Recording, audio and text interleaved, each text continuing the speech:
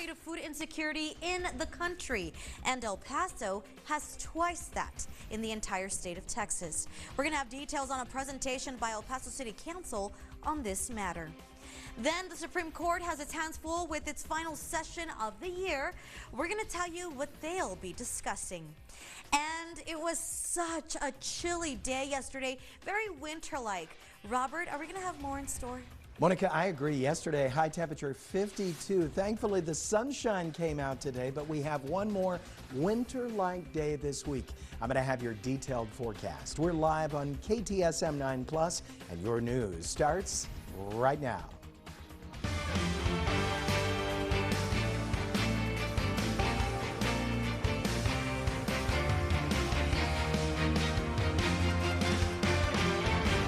You're watching KTSM 9 News First at 4.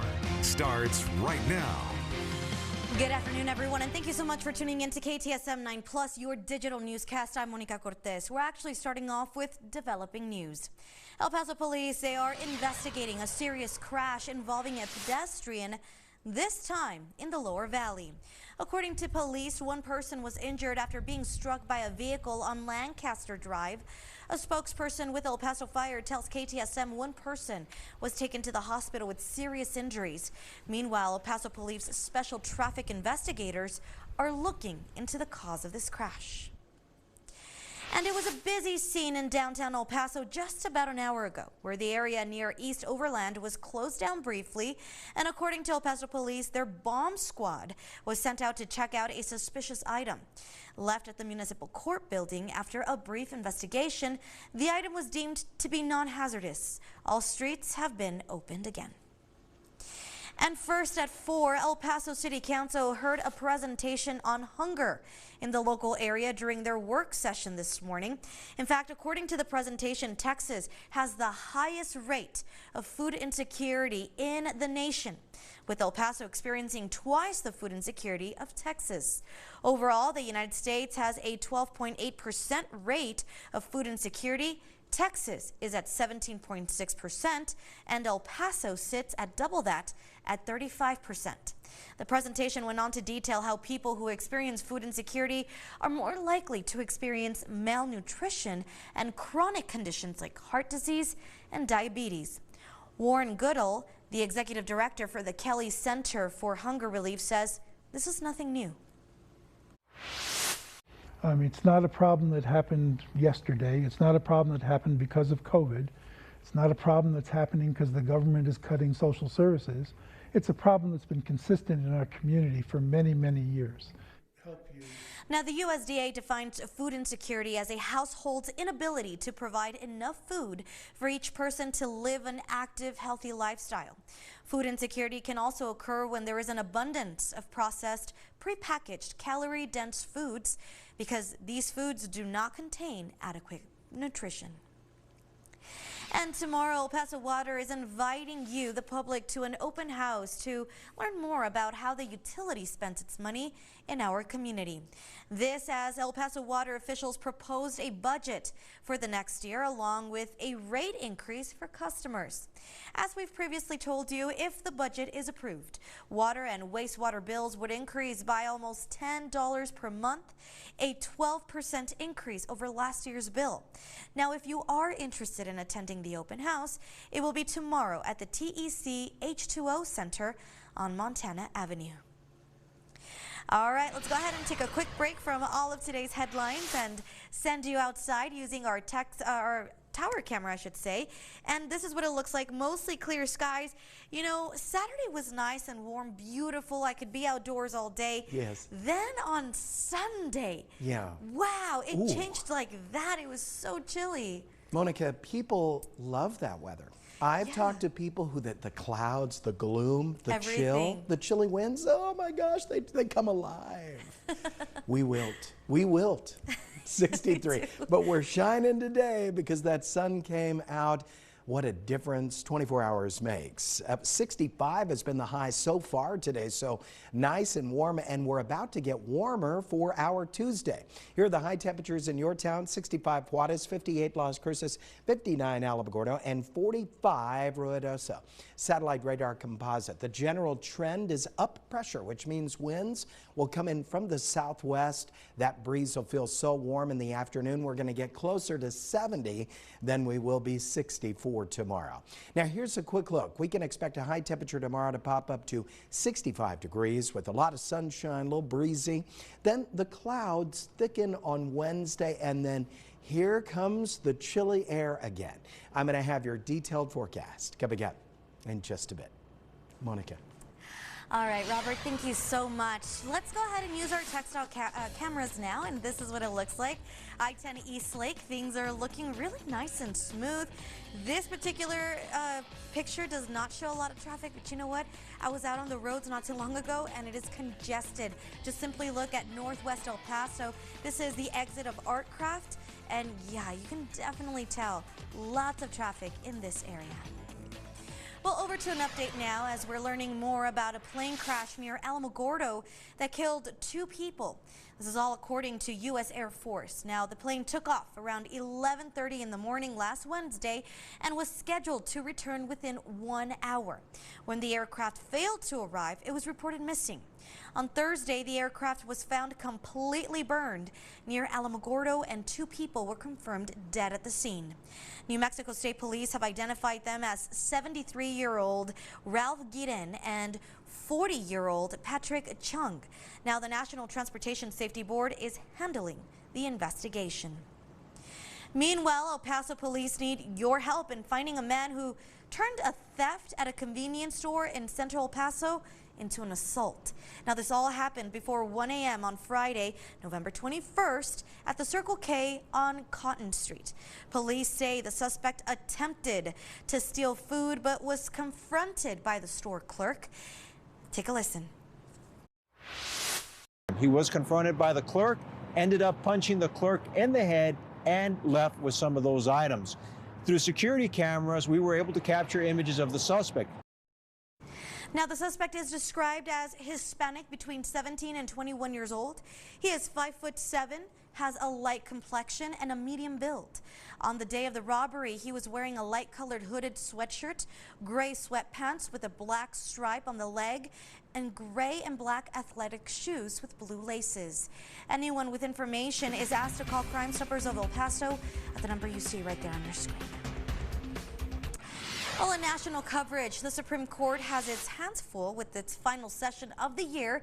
In today's Political Minute, News Nation's Blake Berman breaks down some of the biggest cases facing the High Court. The Supreme Court's December docket. I'm Blake Berman, host of The Hill on News Nation. Justices returning to hear oral arguments in several consequential cases. Our partners at thehill.com highlighting some of the ones to watch, including a case involving a faith-based pregnancy center in New Jersey. The Attorney General there subpoenaed the center for donor names, but the center argues the subpoena has chilled their First Amendment rights. Arguments will center on whether a federal court can rule on the case. The High Court will then hear the case of a Mississippi street preacher. The preacher arrested under a city ordinance that bans demonstrations near a public amphitheater. He's seeking to block officials from arresting him again. Next week, the High Court will also hear arguments on the president's bid to fire a member of the Federal Trade Commission. And they'll consider removing restrictions on political party spending made in coordination with campaigns. I'm Blake Berman, and this is the News Nation Political Minute.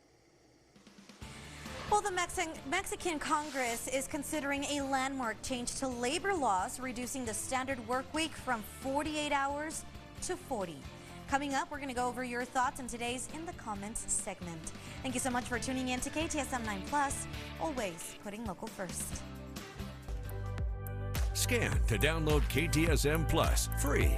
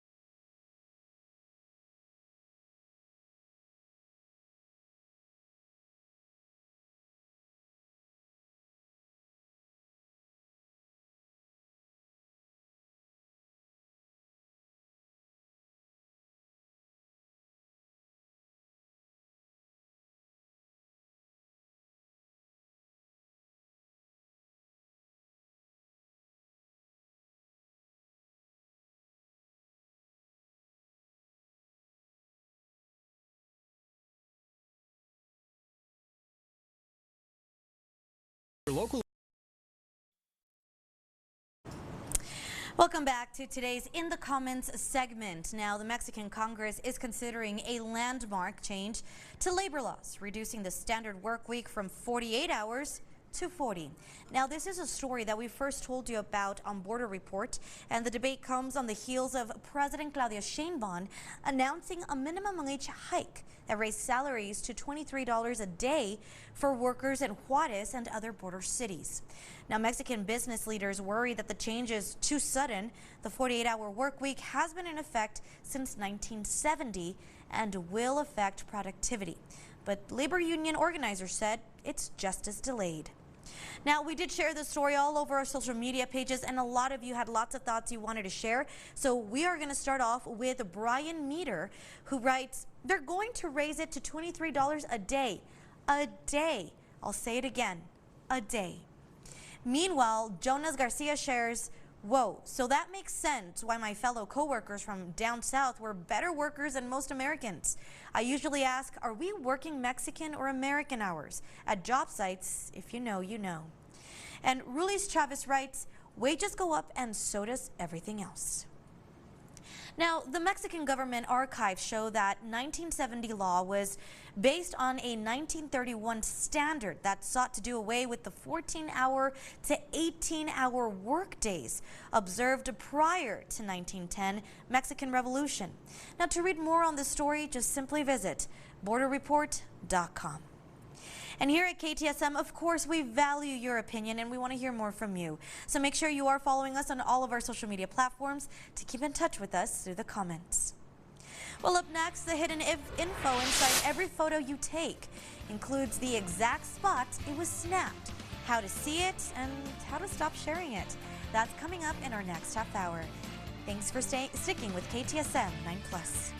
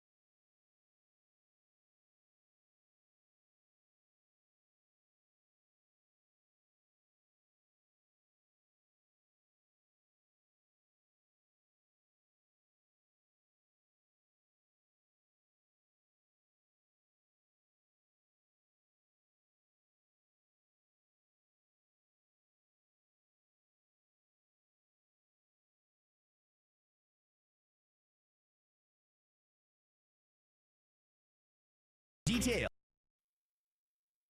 Your local weather authority, Robert Bettis, the Borderlands' only certified broadcast meteorologist. Welcome back, everyone. Well, the UTEP women's volleyball team is going back to the NCAA tournament for the second straight year. Now, this video is from their practice earlier this morning. The Miners were picked as an at-large selection to the tournament after losing the quarterfinals of the Conference USA tournament. The Miners earned a number 6 seed and just their second NCAA tournament bid in history. The Miners will now take on North Carolina in the first round of the NCAA tournament in Madison, Wisconsin. Big congratulations, Lady Miners. Big congratulations. The cheering frightened me there for a moment. When I'm at bowling and the Lady Miners are playing volleyball, they are watching it on their phone. Yeah, They're my so teammates. good, They're yes. extremely good. People don't understand the treasure we have there. So, absolutely. Congrats. Did you play volleyball? I didn't. I wasn't an athlete when I was in high school. Did you? Wait, sports. I meant sports. Sports. I find it so kind that you even thought for a moment I might have played a sport. Did you play sports? Yeah. No. I thought about it. I was like, volleyball. No. Yeah. But I was on the speech team. Ooh. Oh, come on now. That makes a lot of sense. Right? But does it? Right. You're so good at it. Oh, you stop. All right, here we go. Look at this. This is just gorgeous. Oh, my goodness. Clear skies up there over Ruidoso right now. Traffic moving around. People going and doing their Christmas shopping. Temperature right now, 41 degrees. Just enough for, I think, a light jacket if the wind's not too bad. 14 miles per hour, gusting to 22.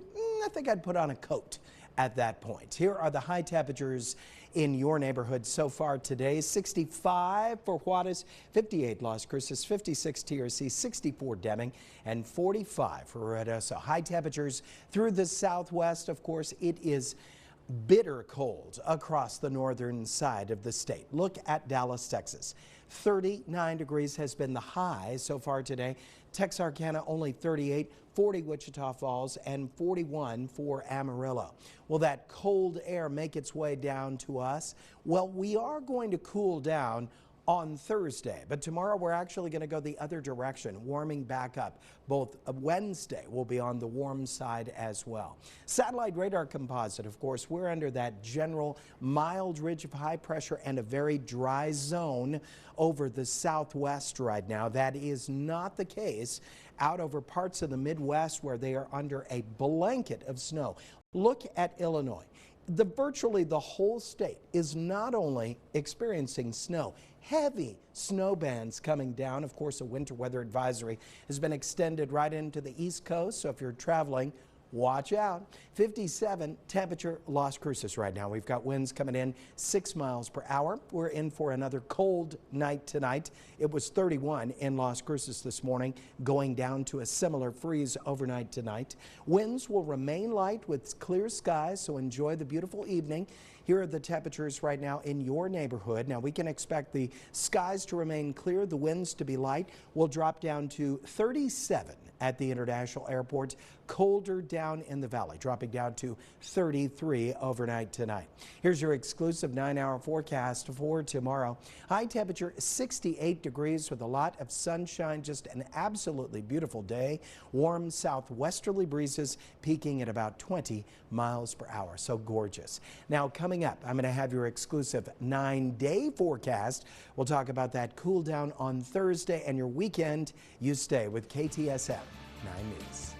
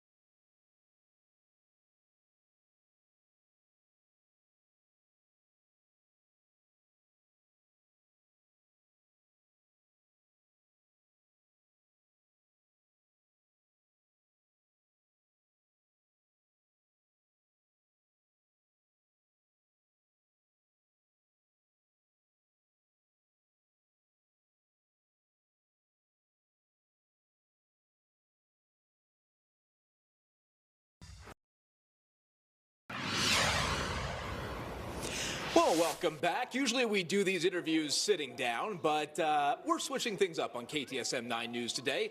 Me, Mike, Trish. Hi. We're bringing a little bit of a different flavor, so we're going to get up and we're going to walk for this interview. We're going to do this sort of fun. We've been working a lot, haven't we, on this new show? You know, we really have, and I mean, like weeks. And we want to make sure that everything's so smooth and so like seamless, and that's why we're walking. We're just asking for trouble here. It's not going to happen, but it will be different. Well, that's true. We're not doing the morning show in the studio anymore, which is why we're leaving the studio. Right. We're actually just down the hall now. Yeah. We've put together a whole new thing. Yeah. Just for you, Mike. This really. will be like a welcome to my crib kind of thing. Yeah, this is that was that show Cribs? Yeah, for a long time? Cribs. Yeah. Welcome to our crib. This is this is where we're going to be on KTSM 9 News today for the foreseeable future. Mike sits over here. Yep. Trish sits over here. I'm going to sit right here. Sit here. And we're going to be doing the show. It's going to be a little different, isn't it? We're still going to bring news and weather and traffic. We got that whole thing down pat, right? But we're just going to bring a little bit of a spice, I think. Yeah, I mean, we're going to shake things up a little bit, so it's going to have like a little different feel, a different look, and, we'll talk about stuff going on in the city. We'll get to all the national stuff as well. We'll get there. I think you're going to like it. Yeah. And that is our mantra, by the way. We'll get there. We'll get there. You should have said, So, give us a we chance. think you're going to like it, we not think you're we'll gonna like, get there. We'll get there. No. It's that whole dame chanza kind of thing. That's what I'm hoping for. We're hoping to get into a little bit of trouble. Yeah, we're hoping to get you into a little bit of trouble. We've been there before. We're going to see exactly how many times we can get in the general manager's office. Unbelievable. We're hoping we make it through December still on the air. Yeah, I'm hoping. Daddy has some Christmas presents to buy, so please watch. Please do watch. I agree.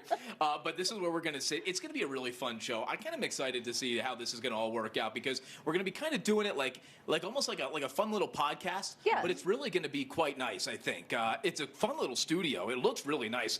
It did not look like this when we first rolled up. No, and you know what? The reason why they gave us these is because, we came from radio. Right. Yeah. And those big, gigantic cameras in the studio. Yeah, no. Very scary, very scary. You can see me now on your big, gigantic camera, so you know why we like the little ones better, or at least I. They are really little, aren't they? They are, yeah. It's a whole setup, so we can do basically everything from here that we can do out there as well. So we'll have a full, for those of you that are worried that this isn't going to be a full broadcast, it's going to be a full broadcast. It is. We're going to have everything you need to know. We're going to do the weather. We're going to do the traffic. We're going to have sports. We're going to have some fun conversation. Everything you like about KTSM 9 News today, it's going to be there. Yeah. We've just added Mike and Trish. Yeah, it'll be a little different, but it'll be the same. I mean, you'll get used to it. Trust me, you will, and you're going to love this new look. You really will.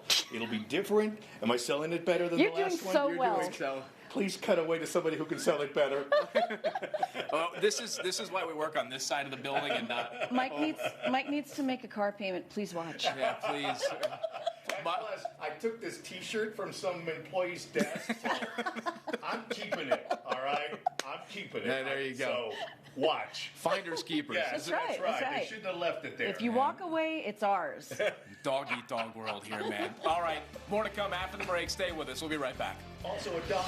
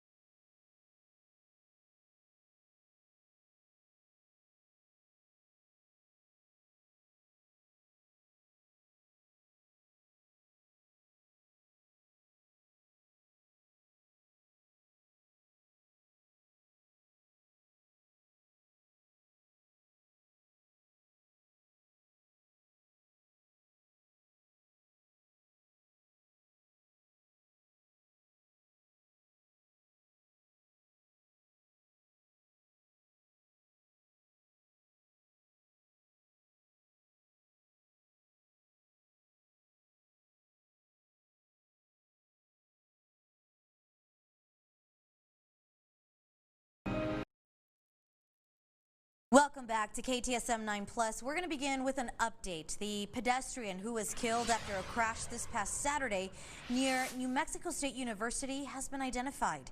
New Mexico State Police say 32-year-old Julio Caro in Doña Ana County was struck and killed in the area of Chola Road and Trevis Drive near the campus. Alcohol does not appear to have been a factor in the crash, and at this time there are no pending criminal charges involving the driver of the vehicle, who remained at the scene and was fully cooperative. A man was arrested after threatening a family member with a knife earlier this month. According to the Horizon City Police Department, on November 21st, officers responded to a domestic disturbance call on Desert Sage, and officers discovered that a family member had been threatened with a knife by a family member who was still at large. The man on your screen right there was identified as a suspect and simply by his last name, Mangana. Now, he was booked into the El Paso County Detention Facility on a charge of aggravated assault with a deadly weapon under a $15,000 bond. Well, from our D.C. newsroom, President Donald Trump says that he's invited the family of the National Guard member shot and killed in Washington, D.C. last week to the White House. 2 members of the West Virginia National Guard were shot last Wednesday. One service member died. The other is in critical condition. Washington correspondent Vinay Simlat has this story. Investigators accuse a 29-year-old Afghan man of the shooting. They say he came to the United States in 2021. Now the Trump administration is zeroing in on immigration from Afghanistan. The threat in our interior remains real and urgent. The White House says the United States is under threat from asylum seekers and paused visas for people with Afghan passports after the shooting of 2 members of the West Virginia National Guard blocks away from the White House last Wednesday. The Trump administration is now actively re-examining all of the Afghans imported into the country by Joe Biden. The White House argues former President Joe Biden let Afghan refugees into the U.S. with little to no vetting after the U.S.'s chaotic exit from Afghanistan. The suspect, Ramanullah Lakanwal, worked with the CIA during the war in Afghanistan. He entered the U.S. in 2021. His asylum was approved under the Trump administration this year. Democratic Congressman Seth Moulton says freezing all Afghan asylum and immigration is not security, it's scapegoating. That animal should not have been allowed to come into our country. Both victims, Army Specialist Sarah Beckstrom and Air Force Staff Sergeant Andrew Wolf, were part of the West Virginia National Guard. Governor Patrick Morrisey says he hopes Staff Sergeant Wolf recovers. We were told that Andrew was asked if he could hear the nurse who asked the question, to give a thumbs up, and he did respond. And we were told that he also wiggled his toes. That suspect entered the U.S. through a refugee resettlement program. A nonprofit says he and his family settled in Washington state. U.S. Attorney for D.C. Janine Pirro says he will be facing first-degree murder charges among several other charges. In Washington, I'm Vinay Simlat. Back to you. Well, former acting ICE director and now border czar for the Trump administration, Tom Homan, is set to speak at UTEP this week.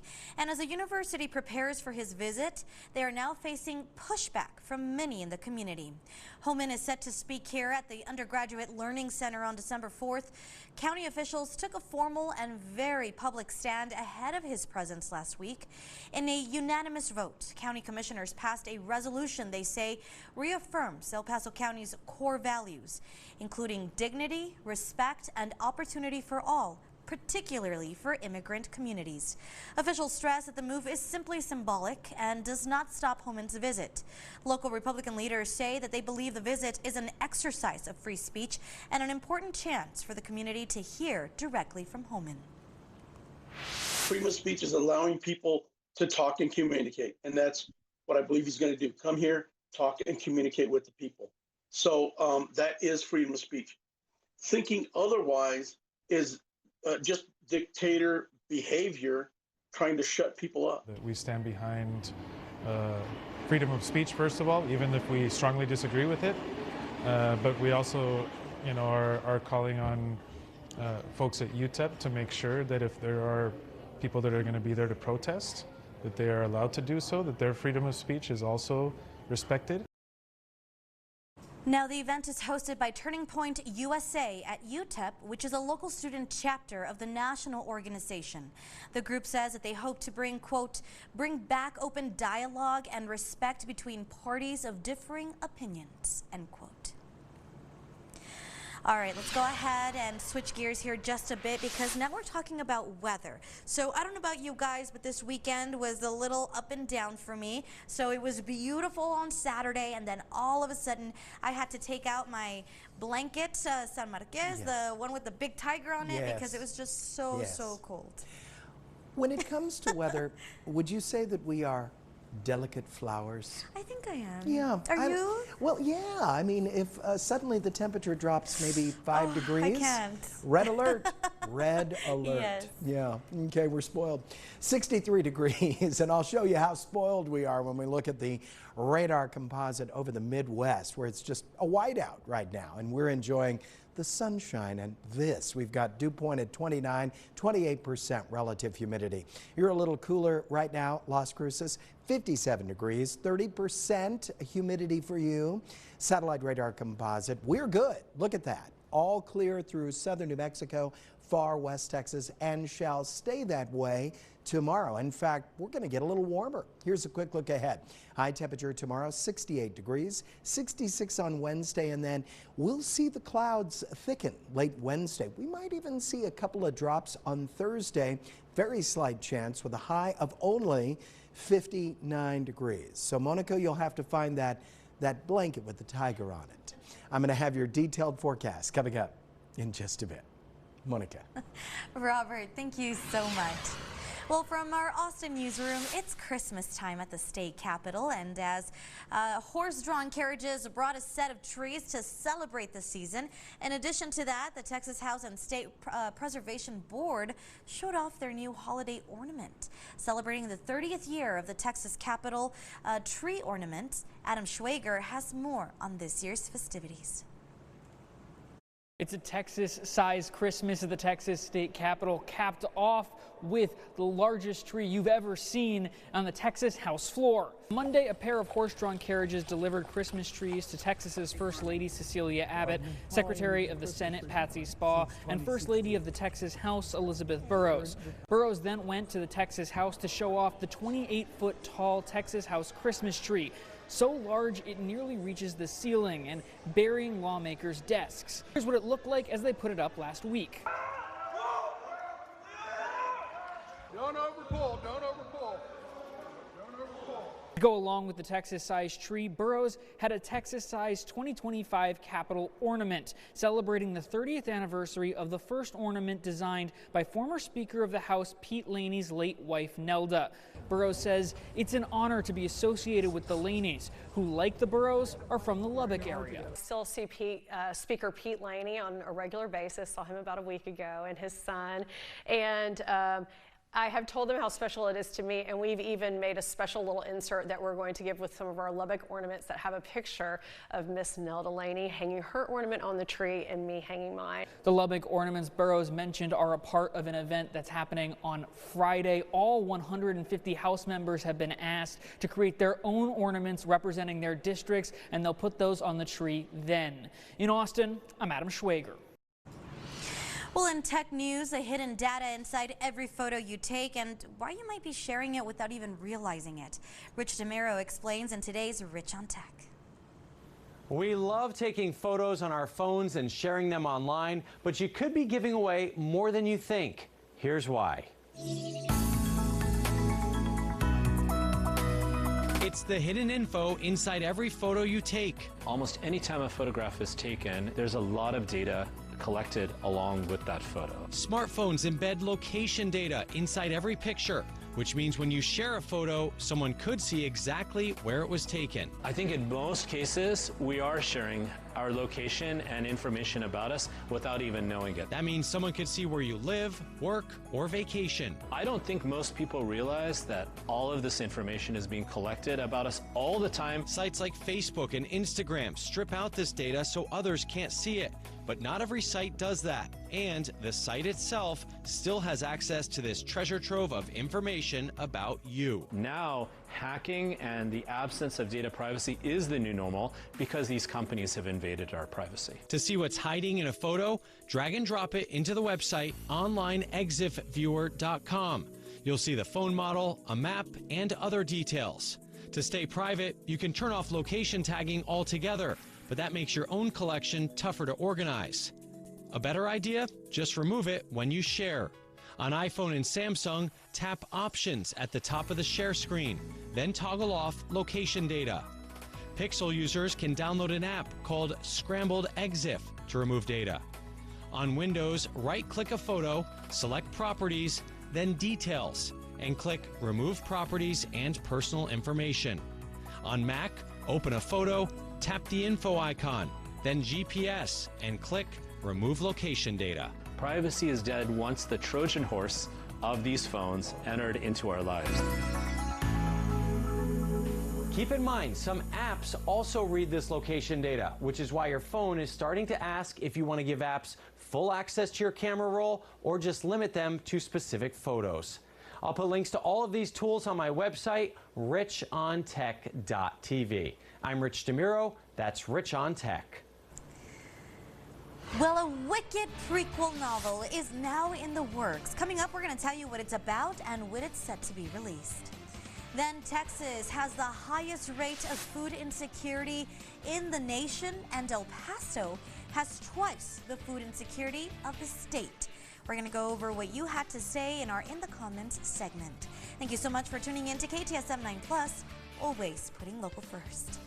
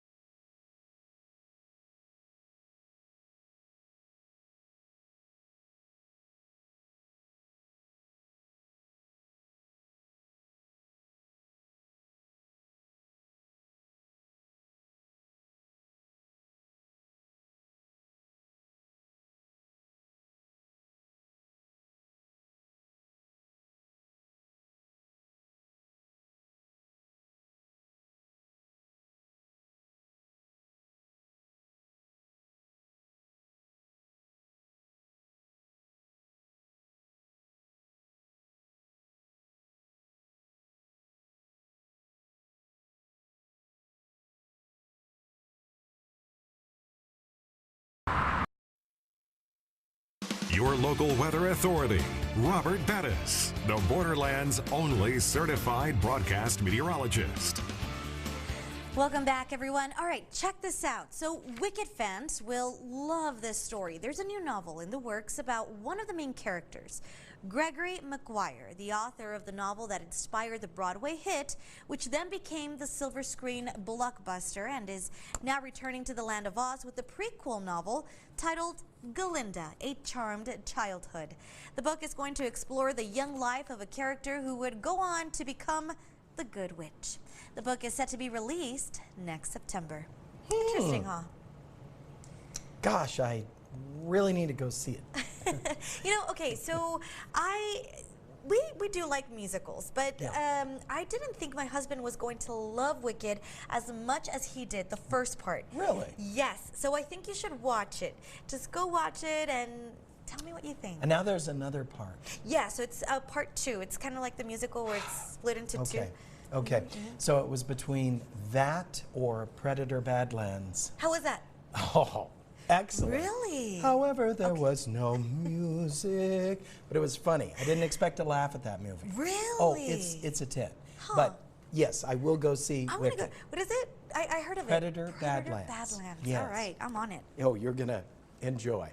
65 our high so far today. 65 for Juarez, 58 Las Cruces, 57 Silver City, 59 Alamogordo, 45 so far for Ruidoso today.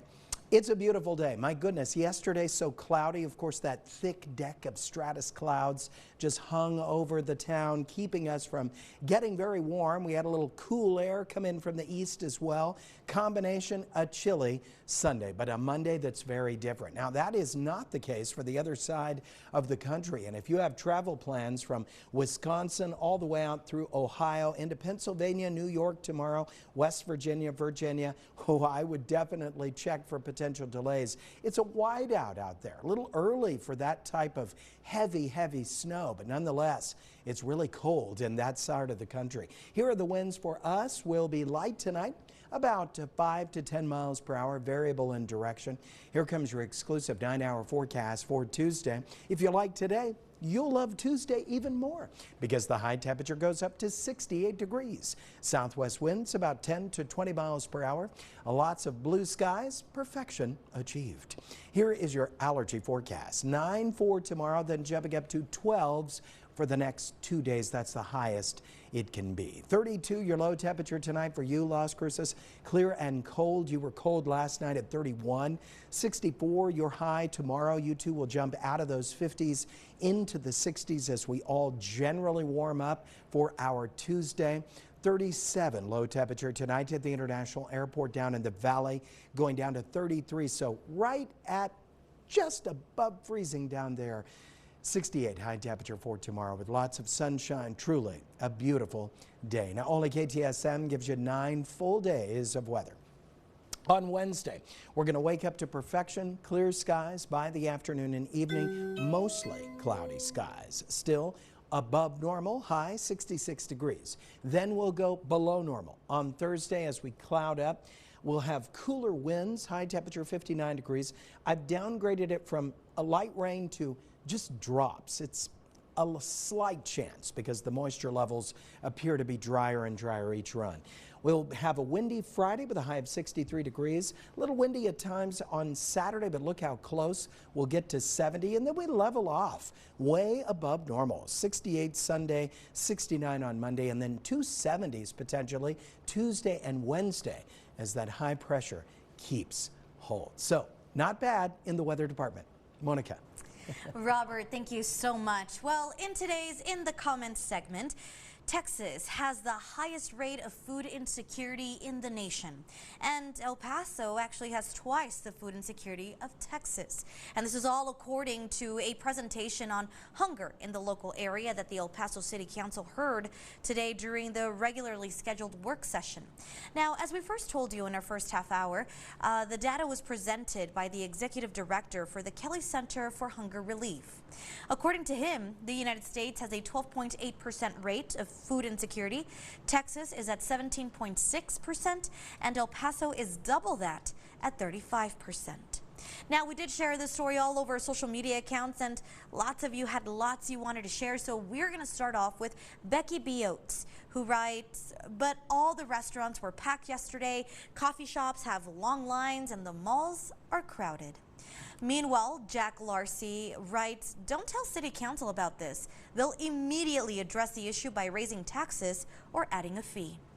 And Jesus Gomez writes, "Of course, we don't only assist El Pasoans, but other people from other countries and other states."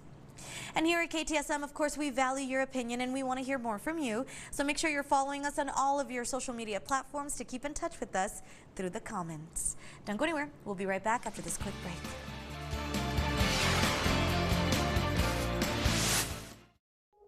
Segment sponsored by Emergence Health Network. Hi everyone. So we know that the holidays are in full swing, so we want to spend some time talking about being mindful through the season and how it can be beneficial. So we have one of our experts with us. Bridget, what do we mean being mindful and how can it be helpful? Yeah, so being mindful means being present, paying attention to maybe your thoughts, your emotions, or even your surroundings. That way you're able to guide better and navigate through stressful or overwhelming situations. Okay, and how can it be beneficial during this time? Well, holidays can be stressful and definitely overwhelming at times, and so being mindful allows you to stay present, it gives you perspective, and it allows you to remember what's important during those times. And what if we need a little break through the hustle and bustle? What can we do? It's good to take breaks, so taking a walk outside, maybe taking some deep breaths, removing yourself from the environment, or a change of scenery is always good. Okay, Bridget, thank you very much. We're going to have some more helpful tips for you to get us through the holidays next week. We'll see you then. Segment sponsored by Emergence Health Network.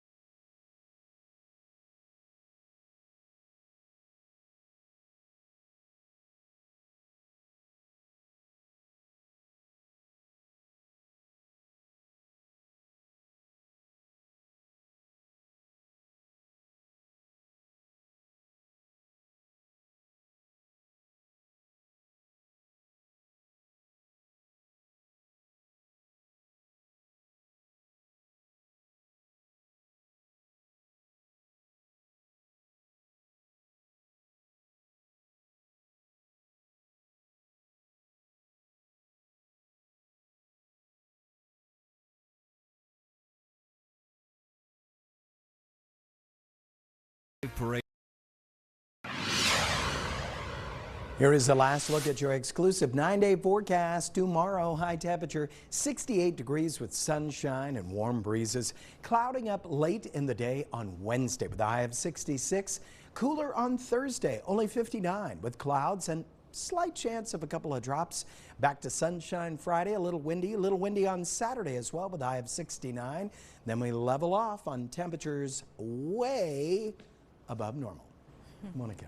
Robert, thank you so much. And thank you for tuning in to KTSM 9+. I'm Monica Cortez. 9 News Now with Estela Casas is up next.